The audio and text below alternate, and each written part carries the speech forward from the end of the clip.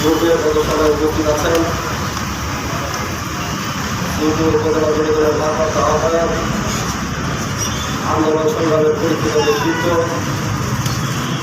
সাবেক ছাত্রনেতা সারার হোসেন শেখ, গাজীপুর জেলা যুবদলের যুগ্ম আহ্বায়ক শেখ নজরুল ইসলাম মডেল, দুপুর উপজেলা বিভিন্ন ইউনিয়ন থেকে আগত সম্মানিত নেতৃবৃন্দ, প্রশাসন, ব্যবসায়ী এবং সাধারণ কথা শুনছেন, সবাইকে গাজীপুর জেলা যুবদলের পক্ষ থেকে শুভেচ্ছা এবং অভিনন্দন জানাচ্ছি। এর মধ্যে আমাদের প্রিয় সহযোগিতারা বক্তব্য দিয়েছেন, যে বিষয়ের জন্য আমাদের আজকের আয়োজন আপনাদের বুঝতে পেরেছেন। এইভাবে রাজনৈতিক পরিবর্তনের মধ্যে দিয়ে বাংলাদেশের যখন গণতন্ত্র সংগঠিত হয়েছে, ঠিক সেই সময় যারা বাংলাদেশের গণতন্ত্রে বিশ্বাস করে না, বাংলাদেশের স্বাধীনতা সার্বভৌমত্বে বিশ্বাস করে না, যাদের হাতে দেশের মানুষের জানের মালারি মানের ইজ্জতের কোনো গ্যারান্টি নেই, তাদের মাথা এখন খারাপ হয়ে গেছে। তারা পরিকল্পিতভাবে দেশে বিশৃঙ্খলা সৃষ্টি করার মধ্য দিয়ে গণতন্ত্রের অগ্রযাত্রা থেকে বাধাগ্রস্ত করতে চায়। আমরা আজকের এই প্রতিবাদ সভা থেকে প্রশ্ন করতে চাই, বাংলাদেশ সৃষ্টি হওয়ার পর থেকে যতবার এই দেশের মাটি এবং মানুষ সংকটাপন্ন অবস্থায় পতিত হয়েছে, শহীদ রাষ্ট্রপতি জিয়াউর রহমানের দল ততবার মানুষের পাশে দাঁড়িয়েছে।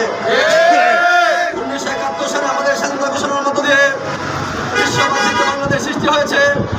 পরবর্তীতে প্রতিটি ক্রাইসিস মুভমেন্টে বাংলাদেশ জাতীয়তাবাদীর ভূমিকা ছিল এদেশের সাধারণ মানুষের, এদেশের মাটি মানুষের পক্ষে, যে কারণে এদেশের মানুষ ছেড়ে, এদেশের মাটি ছেড়ে আমাদের কখনো পালিয়ে যেতে হয় নাই। আপনারা দেখেছেন 2006 সালে আমরা শান্তিপ্রিয় প্রক্রিয়ায় ক্ষমতা হস্তান্তর করার পরে অবৈধ সরকার আমাদের চেয়ারপারসন তারেক রহমানকে জোরপূর্বক নির্বাচনে পাঠিয়েছিল। আমরা কিন্তু সেই সময় বাংলাদেশ ছেড়ে পালিয়ে যেতে চাই না। বাংলাদেশে যে গতবার আমরা আন্দোলন সংগ্রাম করেছি, দেশের মানুষের পক্ষে থেকেছি, যে কারণে যে কোনো সরকারে এই সাহস করতে পারে নাই বিএনপিকে নিষিদ্ধ করার কোনো সুযোগ তারা সৃষ্টি করেছে।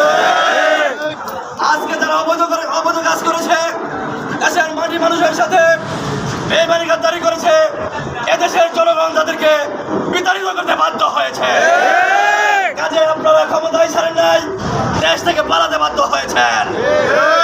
শুধু তাই নয়, আপনাদের অপরাধীতি অপসংস্কৃতির কারণে বাংলাদেশ আওয়ামী লীগকে এদেশের সরকার নিষিদ্ধ ঘোষণা করতে বাধ্য হয়েছে।